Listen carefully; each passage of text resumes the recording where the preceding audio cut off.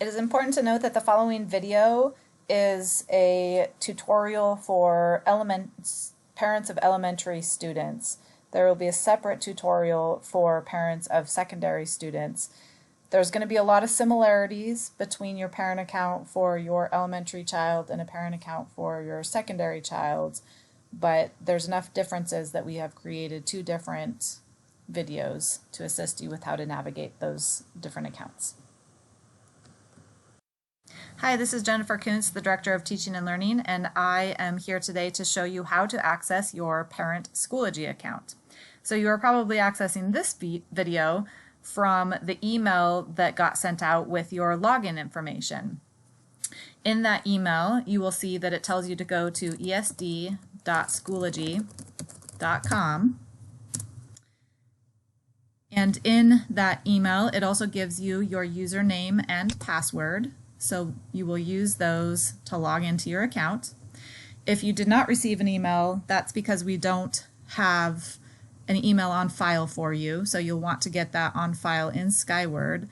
But the alternative is we have printed the login information and it is available for you to pick up at your child's school. You only need to go to one of your children's school if you have multiple children, because the login information will be the same for all of your kids. So this is what you'll see basically when, this is my school district account. So what you'll see when you log in might not be that exciting at this point, but a couple of pieces about your landing page here. Recent activity you might see here if the school begins, for example, posting events and pushing that out to parents or things like that. You might join a group. I am going to start a parent support group that I'll invite parents to, that I'll post videos about Schoology to and resources, etc.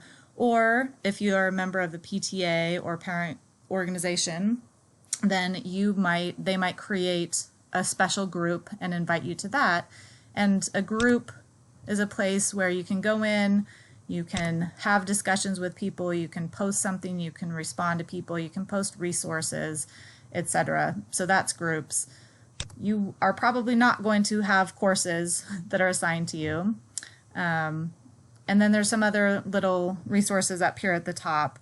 So for now though, your initial login page might not be that exciting. The part that you are likely going to want to focus on is what you'll see from your child's perspective. So the initial landing page is just your specific resources, groups that you are a part of, resources that are being pushed out to you as a parent.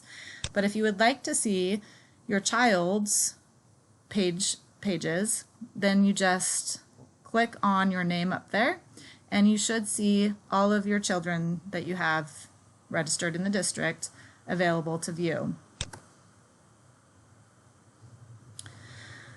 So you'll notice up at the top it'll say you are viewing as your child, and which means you are not actually logged in as your child. You are still logged in as a parent.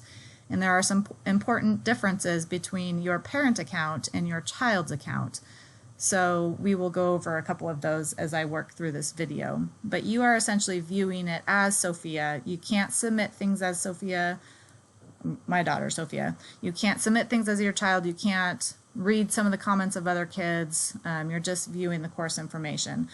So what you'll see here is student activity, and this is kind of all of the different things. You'll start to become familiar with these different icons that you see here. So this one, for example, is a discussion board. This one, for example, is a submission. This one is something has been graded.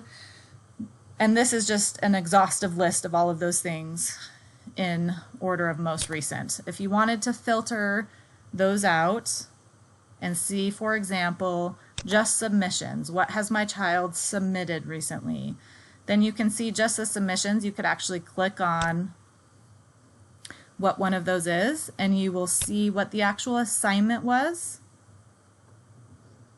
and you can see over here what the submissions are.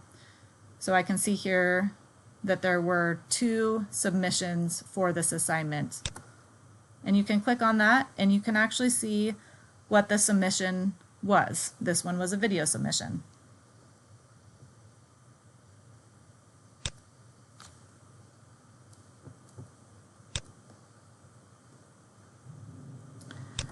So that was looking at submissions. If you wanted to look at what are the discussions that are being had in the classroom, then you can pull up just the ones that have this little icon that are looking at discussions. So for example, you can click on that and you'll notice again, you'll see the assignment there.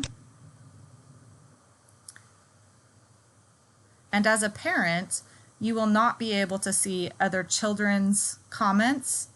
You will only be able to see teachers' comments and your own child's comments, but all of the rest of them are blocked out. Another thing, you'll start to learn this as there's different navigational tools you can use, but another neat little trick here is you can toggle between assignments up here too. If you wanted to just simply go to the next assignment, then you could do that as well and toggle between assignments that way. And you can see those were all for Tuesday.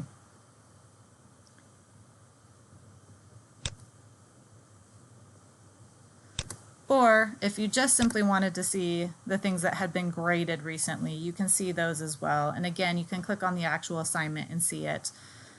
Or as an alternative, up here under grades, you can click grade report. And as an elementary student, she is only enrolled in one course. So you can click on that course and you can see information on graded assignments for your child, including teacher comments and feedback over here. This is really helpful. And for example, under Read to Self, here for my daughter, I was able to see that on September 9th, she received a 10 out of 10, but that the teacher said, "But what do you like about it?" A couple days later, on the 11th, on a similar assignment, she received a 10 out of 10, and the teacher said, "Great book choice, but be sure to tell me what you read about next time." And on the 15th, my daughter still wasn't providing those details, so she got marked down a little bit, and the teacher says, "To get full credit, you'll need to tell details about what you read with evidence from the text. So glad you're enjoying the book." This gave me a lot of insight into what was happening with Sophia as she was working independently, and we had a great conversation tonight about making sure that you read all of the instructions on an assignment, which is really important during distance learning. So the comments and the feedback in the grade section is extremely helpful. The other nice thing about your parent account is that you can easily toggle between your children. So rather than having to log in to another child's account, you simply click on another child and it will take you to viewing Schoology as them.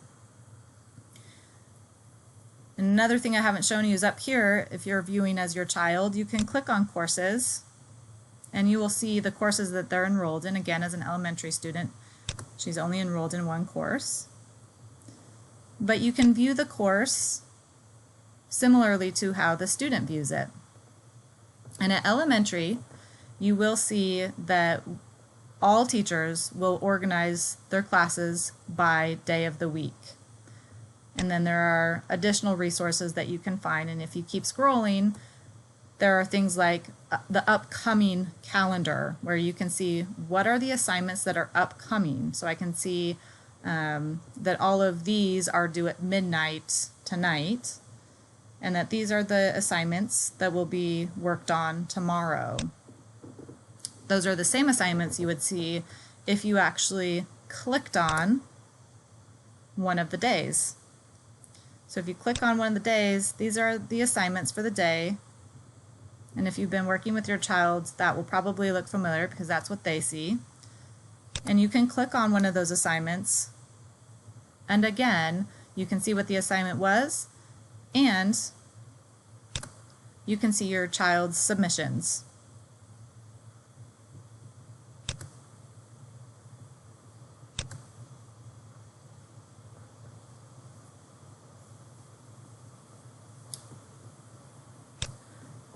So there's a lot of, like I said, really great, powerful tools for you as a parent within Schoology. There's a lot here, so we will continue to provide resources and opportunities for learning Schoology more. And if you have questions, please don't hesitate to ask your teacher or a building administrator, and we will all be very happy to help you get familiarized with Schoology.